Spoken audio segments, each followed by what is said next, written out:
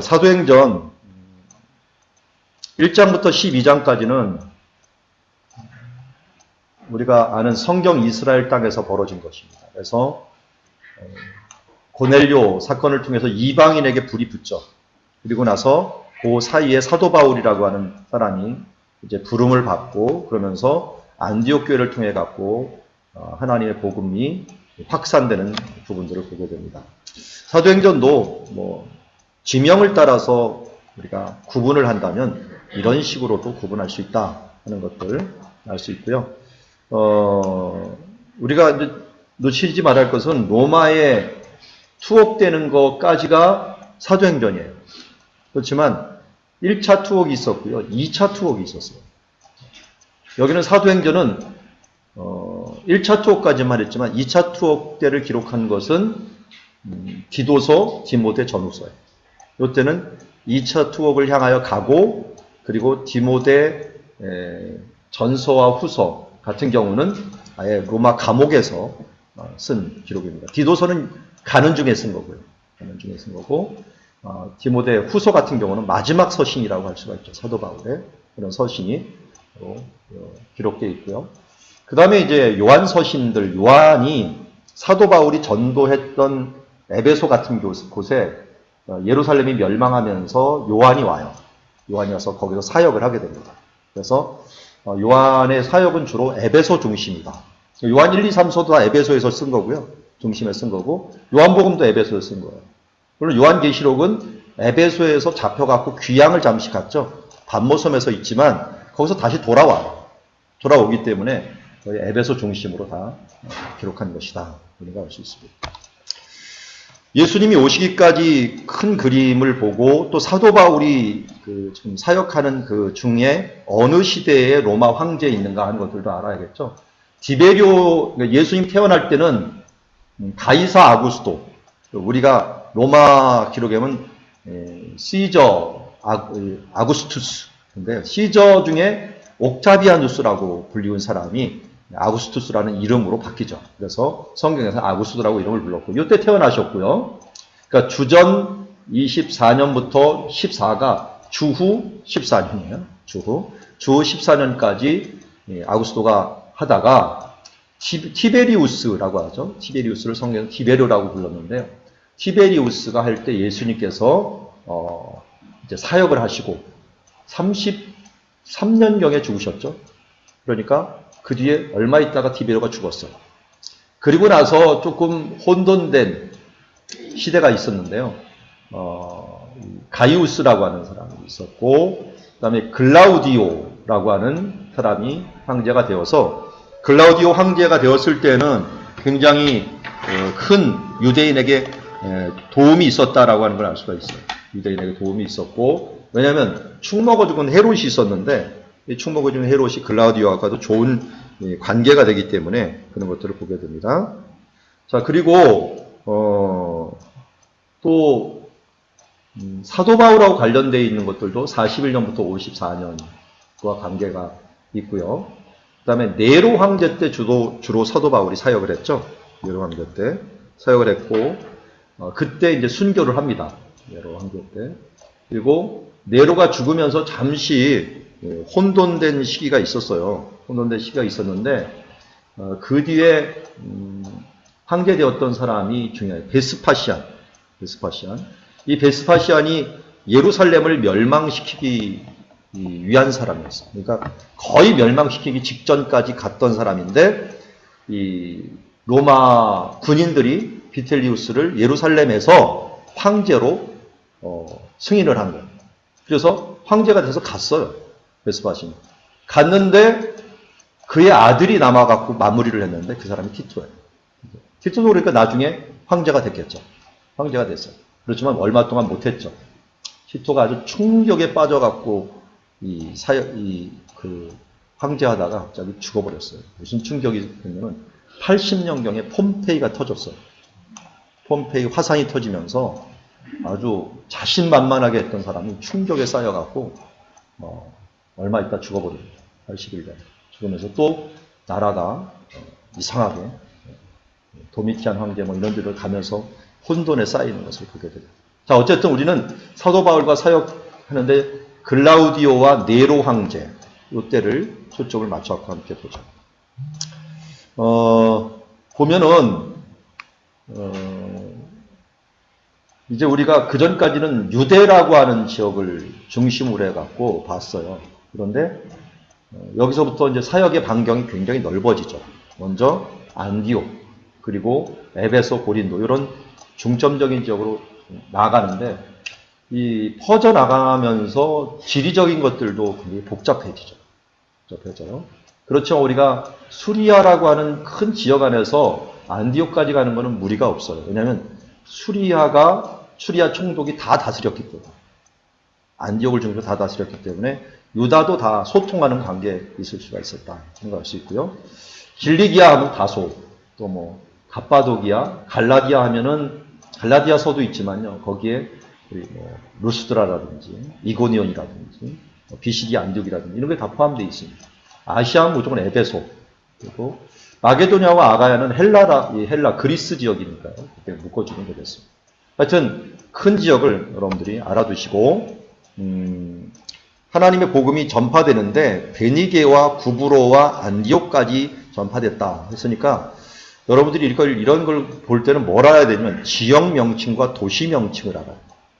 모르면은 이게 다 도시로 깨닫는 사람이 있겠죠. 그런데 두 개는 지역이고 하나는 도시죠. 보입니까? 예. 베니게라고 하는 건 수리아의 베니게. 합치면 뭐라고 부른다고요? 수로보니게라고 부르고요. 그 다음에 수리아의 베니게가 있고 베니게 위쪽에 수리아인데 안디옥이 워낙 크다 보니까 우리 뭐 서울 그러면 서울 지방까지 포함하는 것처럼 안디옥 주변 지역을 말하는 거겠죠. 그 다음에 구브로가 따로 또 구분이 되었어요. 그러니까 북쪽에 있는 지역들에 복음이 전파됐다라고 하는 것을 알 수가 있고요. 여기에서 많은 사람들이 믿고 돌아오는 일들이 있었습니다. 그리고 특별히 바나바가 여기에 사역자가 되어갖고 전도할 때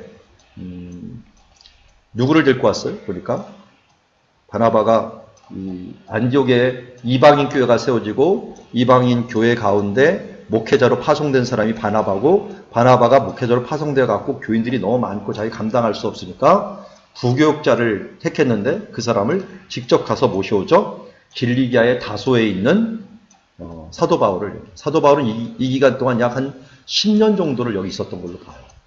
그런데 여기서 데리고 오자 하나의 말씀에 힘이 있으니까 무슨 일이 벌어집니까? 그래서 여기서 비로소 그리스도인, 예수 그리스도인처럼 사는 사람.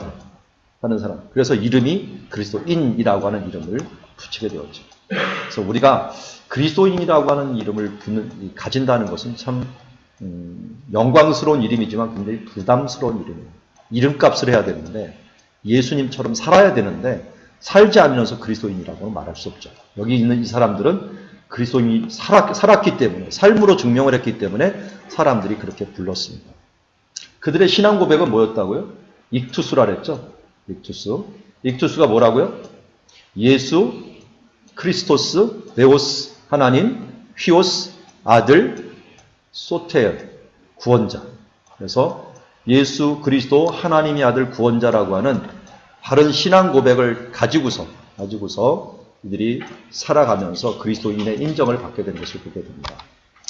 그래서 사도 바울이 이때부터 이제 전도 여행을 시작을 하는데 그리스도인의 복음이 전파되면서 이 복음을 이제 전파하려고 밖에 나갑니다. 예루살렘 교회는 전파하지 않아갖고도 박해 중에서 할 수 없이 나갔지만 안디옥은 굉장히 박해가 아닌 능동적으로 이제 우리가 복음이 충만해졌으니까 어딘가에 전해야겠다라고 하는 마음을 가지고 또 다들 전하는 것을 보게 됩니다. 지금 제가 이제 편의상 포로로 호송될 때, 포로가 아니라 죄수로 호송될 때 있죠. 로마 호송. 4차로 잡았지만 원래 여러분들 책에는 아마 4차가 5차에 가 있을 거예요. 5차에 가 있을 테니까 편의상 잡은 거예요. 1차 전도여행이 2년 동안 있고 중심 지역이 갈라디아고 갈라디아서. 이거는 일부러 그 지리적인 차원에서 이렇게 잡은 거예요. 왜냐하면 갈라디아서가 한참 뒤에 쓰여졌다는 사람도 있고 앞에 쓰였다는 학자들도 있어요. 주로 뒤에가 우세하긴 한데 지리적으로 여러분들이 공부하기 쉽게 갈라디아를 좀 앞에 놨습니다. 앞에 놨어요. 2차를 보면은 2차 전도여행 때는 3년을 하고 그리스 지역을 중심으로 해갖고 2개. 좀 보니까 원칙이 있죠. 2년, 3년, 4년, 5년, 6년 이렇게 돼 있고 지역 이름만 잘 아시면 돼요. 갈라디아, 그리스, 아시아, 로마, 서바나. 그리고 이 책들도 4차까지는 계속 하나씩 늘어요. 1차는 하나, 2차는 둘, 3차는 셋, 그리고 4차는 넷. 그리고 나중에 5차 하면서 목회서신처럼 디도서, 디모데 전후서가 나오게 되는 것을 보게 됩니다. 그래서 이런 부분들을 한번 참고해 보시고 자기 것을 좀 만드셔야겠죠. 이 정도는. 이미 다 아시죠? 들어올 때, 입학할 때 이거 다 한번 하시죠? 공부 다. 그러니까 지리적으로 한번 알아보시라는 거예요. 자, 1차 전도여행부터 볼게요. 1차 전도여행은 핵심 포인트 중에 하나가 우리 지리적으로는 로마가 만들어 놓은 길을 사용했다는 거예요. 그 길 이름이 세바스테 길이에요. 비아 세바스테. 이게 사도 바울이 전도할 때 사용했던 도로이고 그 도로를 따라서 사도 바울이 전도여행을 합니다. 근데 맨 처음에부터 전도한 건 아니고요. 수리아에서 그리스도인이라는 이름을 가지고 안디옥에서 실루기아라고 하는 항구로 내려옵니다. 자, 여기서 고대의 도시들의 특징을 알려드릴게요. 큰 도시들은 해변가보다는 약간 안쪽에 있어요. 안쪽에 있으면서 해변에는 위성 항구를 갖고 있어요. 위성 항구를. 그게 여기 안디옥의 위성 항구가 실루기아예요. 셀류키아라고 이름하는 실루기아가 있고 저기도 있죠. 밤빌리아에 버가 있죠. 버가의 위성 항구가 아탈리아예요. 아탈리아. 그리고 여기는 안 나오지만 고린도 같은 경우도 해변이지만 또 거기에 딸린 위성 항구가 있는데 갱그레아 같은 경우가 위성 항구 중에 하나예요. 이것처럼 큰 도시가 하나 있으면 위성 항구가 있다. 예를 들어서 뭐 로마도 마찬가지예요. 로마도 내륙에 있기 때문에 뭐 보디올 같은 근처라든지 그 근처에 도시가 많아요. 거기 몇 군데가 위성 항구로서 사용이 되는 것을 보게 됩니다. 뭐 예루살렘도 너무 들어와 있으니까 할 수 없지만 예루살렘도 위성 항구라고 하기에는 너무 큰 가이사랴 같은 곳이 이제 거기에 딸린 그 나라의 대표적인 항구가 될 수 있다는 것들. 어쨌든 큰 도시에는 딸린 항구가 있다라고 하는 개념을 좀 알아주시면 좋겠어요. 실루기아로 내려왔어요. 그래서 내려온 다음에 어디로 갔냐면 구브로로 갑니다. 구브로에서 먼저 살라미를 들리고 살라미에서 바보. 이 이름을 갖다가 바보라고 붙일 일은 없겠죠. 그 우리나라 발음이고 영어로는 어떻게 돼 있어요? 영어로는 파포스예요. 파포스. 그래서 P 발음을 갖다가 우리나라 사람들은 다 B 발음으로 번역을 해놓은 바람에 이게 바보라고 됐지. 파포스. 원래 헬라 발음은 파포스. 뿌 발음이 나요. 앞에 푸가 나오면 파포스라고 그러는데요. 이 바보에 도착을 해갖고 여기에서 우리가 잘 아는 서기오 바울을 전도를 합니다. 서기오 바울을 전도해서 그런지 모르지만 자기 사도 바울의 이름이 이때부터 바뀌죠. 사울이라는 이름에서 이때부터 바울이라는 이름으로 바뀌게 됩니다. 그리고 또 그전까지는 바나바와 바울이었는데 주도권이 바뀌어요. 여기서 바울과 그 일행이라는 이름으로 주도권이 바뀝니다. 그리고 이제 밤빌리아 버가에 갔는데 성경에는 버가에 갔다 그러지만 아탈리아를 거쳐서 가게 돼 있어요. 당연히. 그래서 아탈리아를 거친 것을 생략하고 버가에 갔다. 이렇게 얘기를 하고요. 여기서 이제 전도팀이죠. 전도팀이었던 사람들 중에 마가가 떠나게 됩니다. 왜 떠났을까요? 두 가지 이유가 크게 대두됩니다. 하나는 팀워크가 안 맞아서. 왜냐하면 마가는 구브로가 고향인 사람이에요. 마가도. 또 구브로의 고향인 사람이 바나바예요. 그러니까 바나바가 자기 고향으로 떠났는데 여기서 전도 효과가 별로 없었어요. 교회가 세워졌다는 말이 없어요. 없고 또 마가는 바나바 보고 따라왔는데 리더십이 바뀌어버린 거예요. 바울로 리더십이 바뀌어버렸어요. 그러면서 어떤 반발감도 있었을 수 있고요. 효과도 없기 때문에 다운된 것도 있을 거고요. 그래서 여기서 떠나면서 전도팀은 더 힘들었겠죠. 더 힘들었어요. 그런데 내륙적으로 이제 들어갑니다. 반비를 통해서 굉장히 높은 산지로 올라가요. 산지로 올라가는데 비시디아 안디옥. 왜 근데 갑자기 비시디아 안디옥을 갔을까? 전해오는 이야기로는 서기오 바울이 비시디아 안디옥 출신이라는 거예요. 여기는 로마가 식민지로 만드는 곳이기 때문에 로마 직할 도시라서 로마의 퇴역 군인들이 많이 사는 곳이에요. 그러니까 로마 시민권 가진 사람들이 많이 살고 이 사람들 중에 일부가 원로원까지 진출할 정도로 명문가들이 있는 장소이기 때문에 이쪽에 그런 이유로 갔을 것이다 이렇게 전해지고 있어요. 자, 그리고 이 비시디 안디옥에서는 최초의 교회가 세워지죠. 최초의 첫 교회가 사도 바울을 통해 갖고 세워지게 됩니다. 여기서 이제 또 박해가 일어나서 이상하게 이 복음이 전해지지 않고 소강 상태에 있을 때는요, 유대인의 반발은 없어요. 사탄이 이때는 크게 작용하지 않아요. 왜냐하면 안 되고 있으니까 그냥 놔둬버리는 거예요. 그런데 잘 되면은 부흥이 일어나면 사탄은 그때부터 아주 극렬하게 저항을 하죠.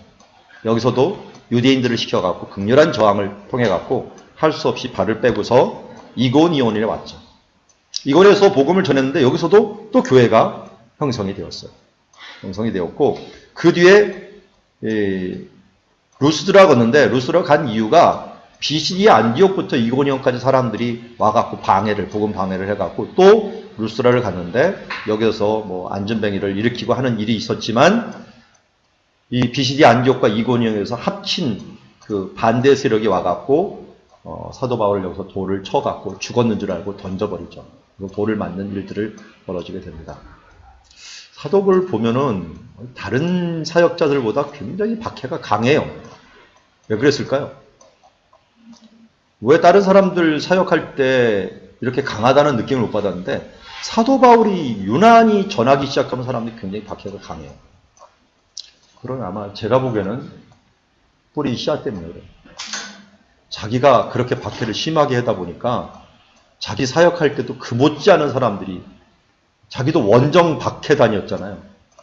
그러니까 자기가 사역할 때 또 원정 박해단이 따라와요. 또 그래서 그렇지만 그것을 이길 힘이 있기 때문에 또 사람 하늘 감당치 못할 시험당을 허락지 않은 하나님이 또 힘을 주시죠.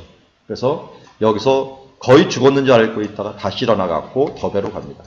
참 대단하죠. 또 가갖고도 전도를 해요. 근데 이 모습을 옆에서 지켜본 젊은이가 한 명이 있었어요. 누굴까요? 루스드라 출신의 한 사도 바울의 수제자가 된 사람 누구죠? 네, 디모데. 디모데가 여기 출신이에요. 사도 바울이 돌 맞는 것도 봤을 거야. 그런데 다시 일어나갖고 복음을 전하는 것을 보면서 그의 의지와 그가 가지고 있는 어떤 것에 대한 매력, 그것이 2차 전도여행할 때 사도 바울을 따라다니는 아마 근거가 되지 않았을까 우리가 충분히 추정할 수가 있습니다. 더베까지 복음을 전한 다음에 사도 바울의 강점 중에 하나는 다시 돌아보는 거예요. 그냥 한 번 전하고 나면 끝이 아니라 신방을 꼭 해요. 신방. 그래서 쭉 돌아보면서 이렇게 돌아가요. 그래서 한 번을 쭉 돌아보고 이것도 안 돼갖고 어떻게 나중에 갈라디아에서 섰다 그랬잖아요. 이 지역이 갈라디아거든요. 그래서 이 지역을 향해서 또 편지도 쓰고 그러니까 방문도 하고 편지도 쓰고 하면서 사람을 세우는 일에 가장 힘을 쓴 거예요. 저도 목회 지금 16년 차인데 해보면은 답이 없어요. 어떨 때는 아주 잘 되는 것 같고 이 형 보람이 있는 거 막 보람으로 마음에 확 차와 있다가 어떨 때는 내가 뭐 했나 싶고 아무것도 없는 것 같고 부질없는 것 같고 이렇게도 해보고 저렇게도 해보고 했던 것이 다 부질없는 것 같아요. 그런데요. 제일 보람 있는 게 뭔가 봤더니 사람 세우는 거예요. 사람 한 사람이 세워져 갖고 하나님 나라를 위해서 귀한 일꾼이 되는 것들. 요번에 저희 교회에서 두 분의 집사님들이 제자훈련까지 다 받고 우리 여기 총신대원 와갖고 공부해갖고 강도사님해갖고 요번에 목사 안수 2명을 받았어요. 그 찰나에 저희 교회도 독립분간으로 아주 좀 좋은 교회로 이동을 했어요. 자연환경도 좋고 다른 사람이 모두 부러워하는 그런 환경으로 교회를 이사를 했어요. 상가에서 드디어 이제 땅으로 내려왔는데, 근데 지나고 보면은 땅으로 내려와서 교회에 세운 그 기쁨보다는 사람이 세워지는 기쁨이 훨씬 더 커요. 아니, 하늘나라에 가서 계산할 거 생각하니까 더 그래요. 하늘나라에 가서 내가 교회 건물 세웠다라는 것 같고 하나님이 그거 갖고 플러스 알파를 준다. 그거 안 줘요. 상급이 아니에요. 그건 제 상급이. 이 땅에서 사역을 더 잘하기 위한 하나의 수단이죠. 수단. 그렇지만 목적이 있는데 목적은 예수님이 주신 사명이에요. 증인 삼으라, 증인되라 그러는데 증인되어 갖고 마태복음 28장에 제자 삼으라는 게 우리의 사명이에요. 그 제자를 삼으면 몇 사람을 세워놓은 것들이야말로 제 삶 속에서 가장 보람 있는 일이 아닐까 하는 생각이 들어요. 지난번에도 한번 말씀드렸죠. 제가 고등부를 가르쳤는데 어느 날 왔더니 신대원에 와봤더니 제가 제자들이 와 있는 거예요. 목사님, 저만 온 게 아니라 다른 애들도 왔어요. 그래서 7명을 데리고 7명이 와 있어요. 고등부 1년 가르쳤는데 그 아이들이 와 있는 모습을 보면서 제가 하나님께서 좀 다운될 만하면 또 보람을 주시는 것들을 주는데, 여러분 다른 여러 가지들도 있지만 목적과 수단을 혼동하면 안 돼요. 목적은 하나님이 주신 사명이에요. 우리의 사명. 그것이 우리의 보람으로 삼아야 되지, 뭐 프로그램을 잘하고 교회를 크게 만들고 또 어디에서 멋지게 뭘 강연을 하고 또 이 성취를 하고, 이게 우리의 목적이 돼요. 이거는 수단이에요. 수단. 이 수단을 잘 사용해 갖고 결국 우리가 이루어야 될 것들은 사도 바울이 이루려고 했던, 그래서 방문을 하고 또 방문을 하고 또 점검을 하고 그들의 신앙을 또 점검하고 한 게 사도 바울의 특징이에요. 그래서 그가 이제 다시 안디옥으로 돌아와갖고 거기에서 1차 전도여행을 마치게 되는 것을 보게 됩니다. 그 부분을 다시 보면 이렇게 크게 볼 수가 있어요. 이런 식으로 갔다가 다시 돌아오면서 한번 돌아보는. 근데 구부로를 안 돌아본 거 보니까 교회가 없으니까 안 돌아봤겠죠. 쭉 그냥 비시디 안디옥에서 왔습니다. 버가에서 왔습니다. 그래서 사도 바울의 생애를 따져보면은 요게 한 1년 차는 있어요. 학자에 따라서 뭐 45년이었다가 46년이었다가 뭐 44년이었다 이렇게 1년 차 나는 게 있어요. 그렇지만 그냥 대충 기준이 이 정도 된다라는 것을 우리가 사도 바울의 여정을 연도별로 따지면 이렇게 됩니다. 참고를 해주시고요. 그런데 나중에 보겠지만 50년에서 52년에 2차 전도여행이 사도 바울의 연도 기준이에요. 연도 기준. 왜냐하면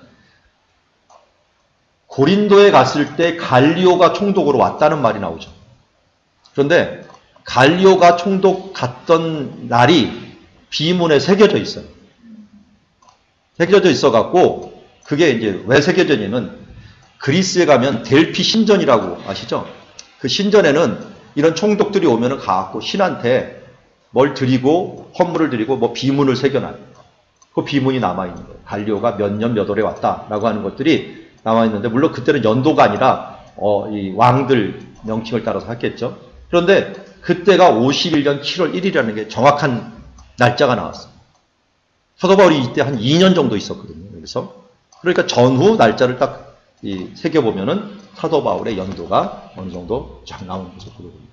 이게 기준이 돼갖고, 사도 바울은 이렇게 사역했겠구나 하는 것들을 연도별로 정리를 한 겁니다.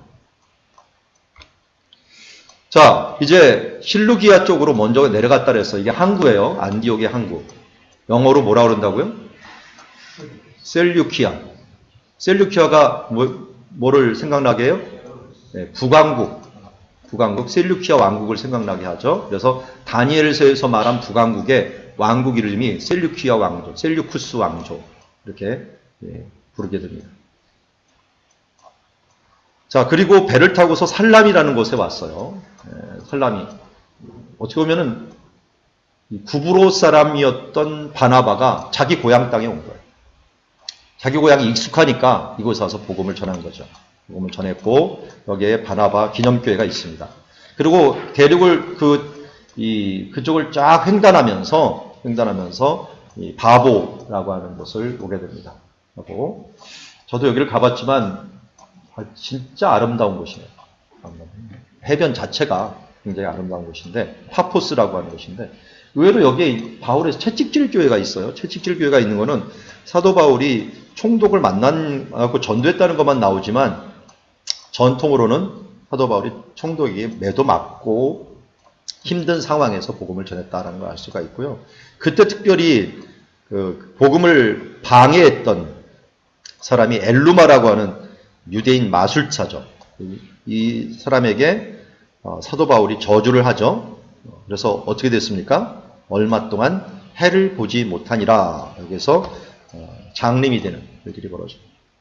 저는 이걸 보면서 사도 바울도 참 배운 게 그거라서 그걸 하는구나. 자기도 장림됐었잖아요. 그러니까 자기가 장림돼 보니까 얼마나 힘들다는 걸 아니까 너도 한번 돼봐라. 한번 하면서 깨닫기를 바랬는지 하여튼 자기가 받은 거 그대로 준 걸 보게 됩니다. 그래서 이때 이제 총독이 복음을 받게 되는 그런 좋은 결과를 가져오게 되고 비시디아 안디옥 쪽으로 가기 전에 바보라는 곳을 가게 됩니다. 밤빌리아 지역의 수도예요. 지금도 이렇게 가보면요 굉장히 커요. 유적이. 저도 뭐 한 번밖에 안 가봤지만 유적이 굉장히 커갖고 지금도 남아있는 집이 많은데 우리가 좀 자주 가봐야 돼요. 왜냐면 터키가요. 터키잖아 이 안에가.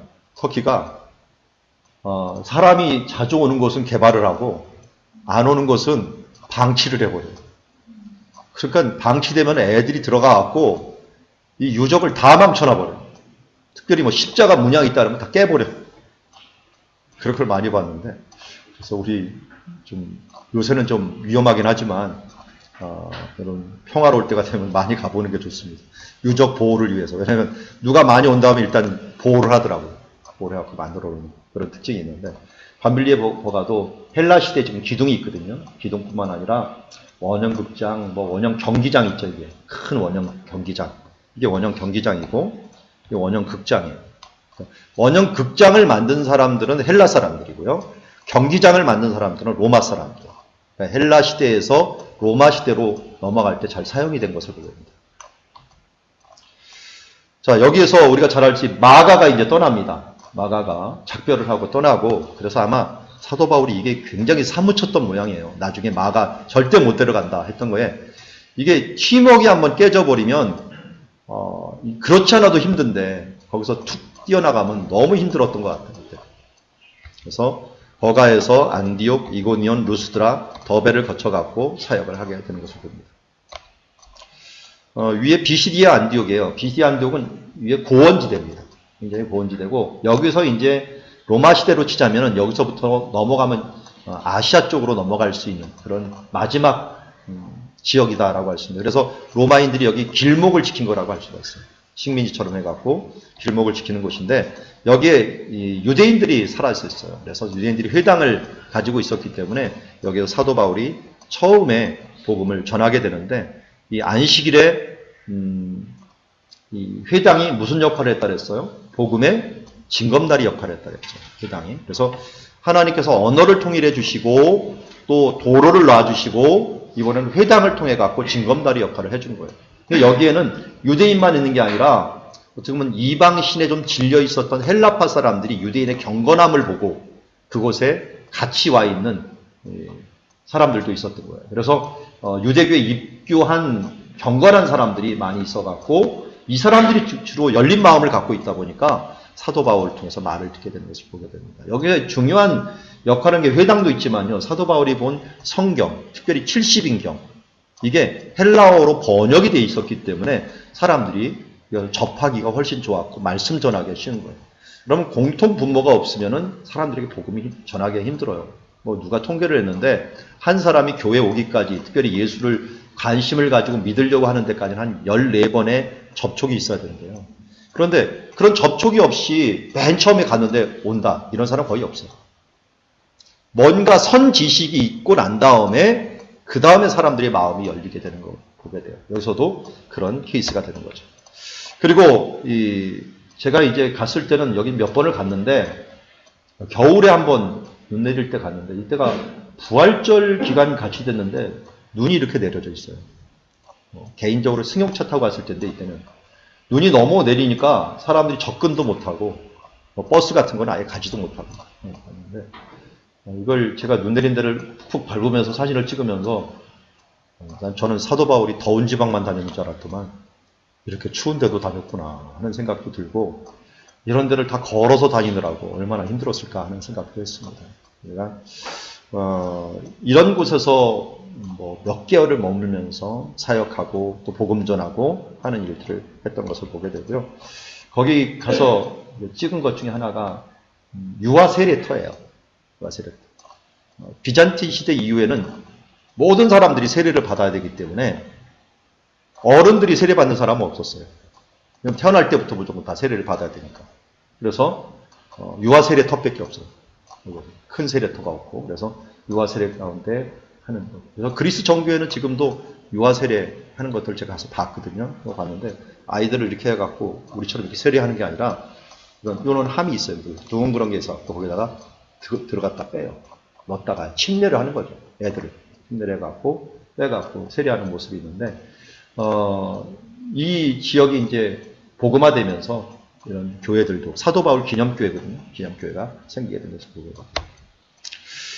그리고 이제 이고니온으로 이동을 합니다. 이고니온은 이 지역에서 이제 도시 중에서 굉장히 중요한 교통 요지예요. 딱 봐도 집이 많죠.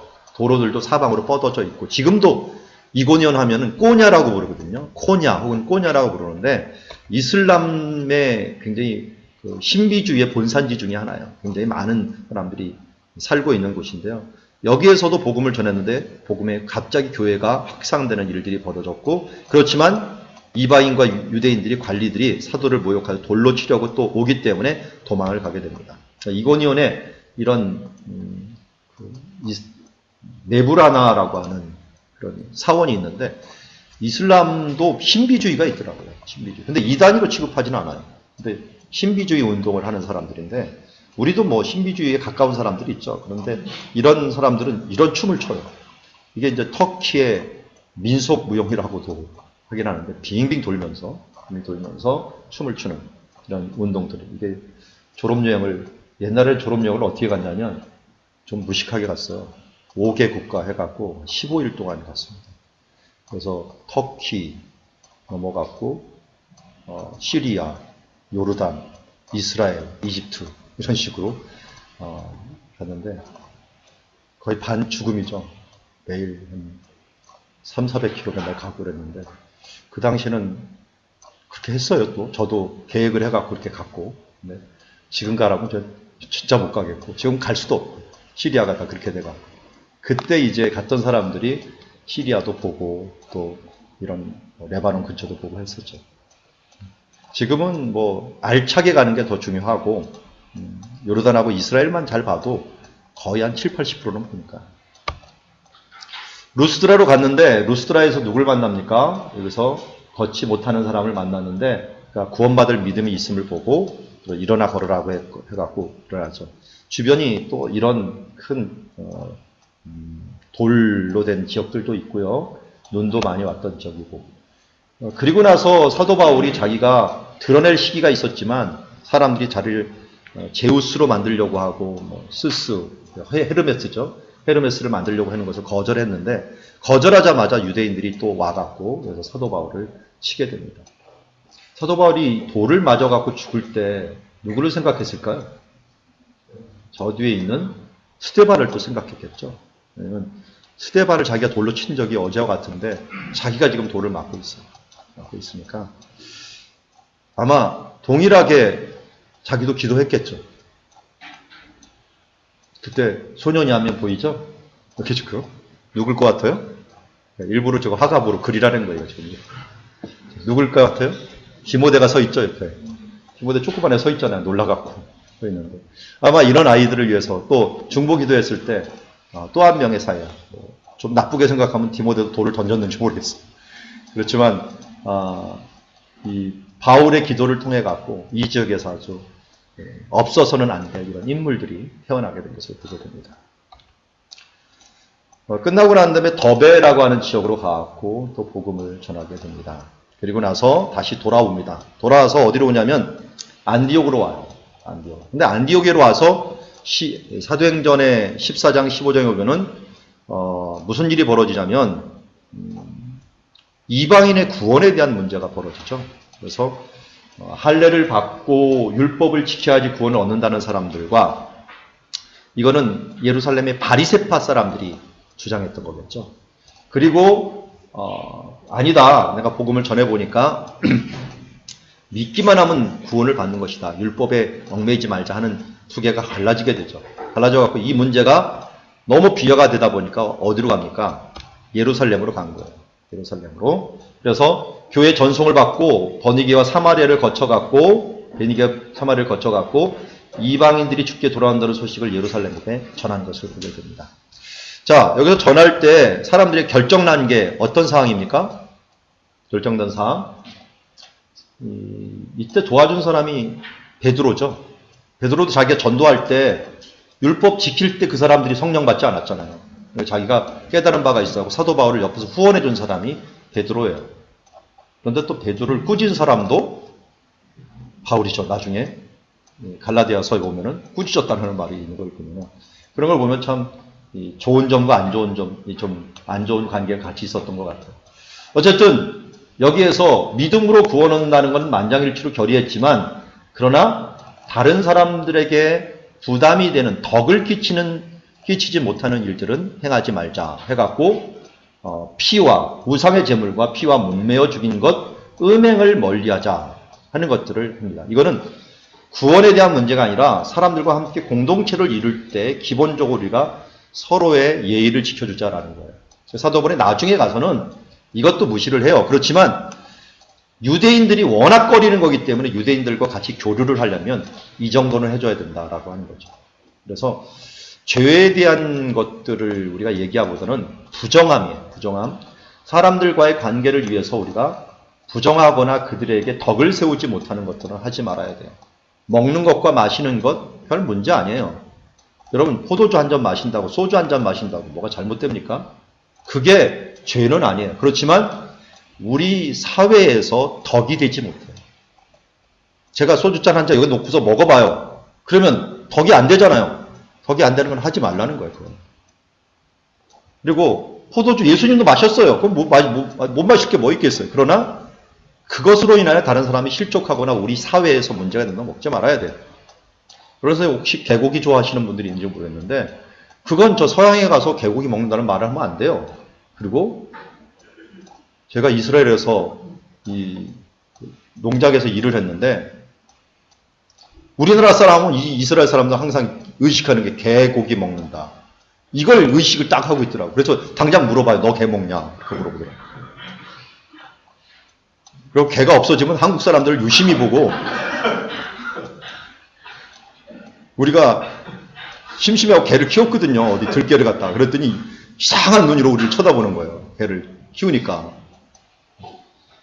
그러니까 이런 것들 덕을 세우지 못하는 것들은 안 하는 게 좋아요. 내가 아무리 먹고 싶더라도 사도 바울이 얘기했잖아요. 내가 이 덕이 되지 못한다면 어떻게 돼요? 내 평생토록 고기를 먹지 않겠다.